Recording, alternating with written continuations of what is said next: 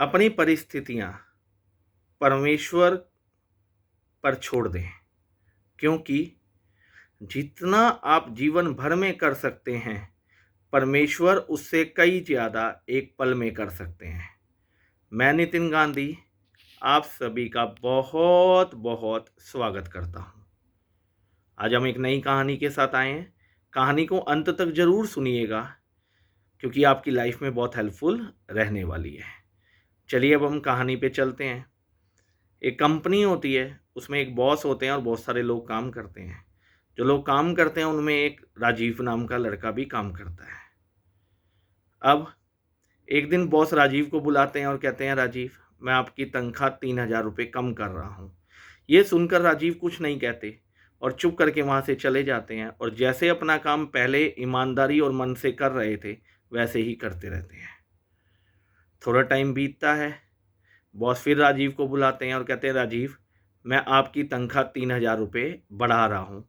ये सुनकर भी राजीव कुछ नहीं कहते और चुप करके वहाँ से चले जाते हैं और अपना पहले जैसे काम कर रहे थे वैसे करते रहते हैं।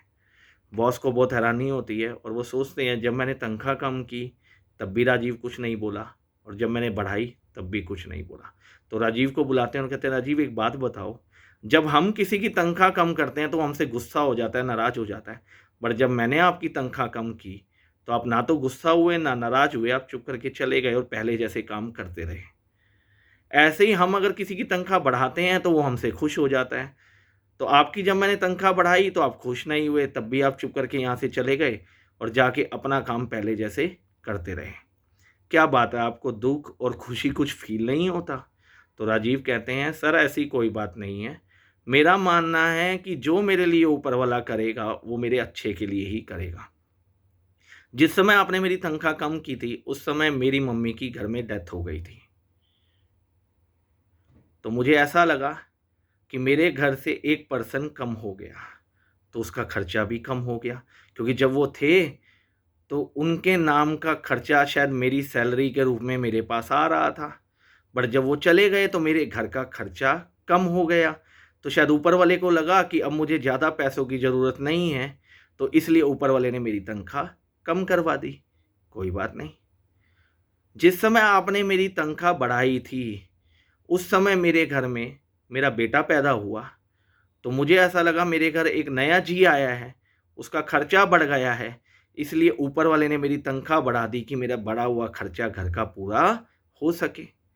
तो सर, इसीलिए मुझे सैलरी कम होने और अच्छे होने पे कुछ फ़ील नहीं हुआ, क्योंकि जब मेरे घर का खर्चा कम हुआ तो ऊपर वाले ने मेरी तनख्वाह कम कर दी कि मेरे घर जो है ज़्यादा पैसों की ज़रूरत नहीं है, और जब मेरा खर्चा बढ़ा तो ऊपर वाले ने मेरी तनख्वाह बढ़ा दी, क्योंकि उसे पता था अब मेरे घर ज़्यादा पैसों की ज़रूरत है।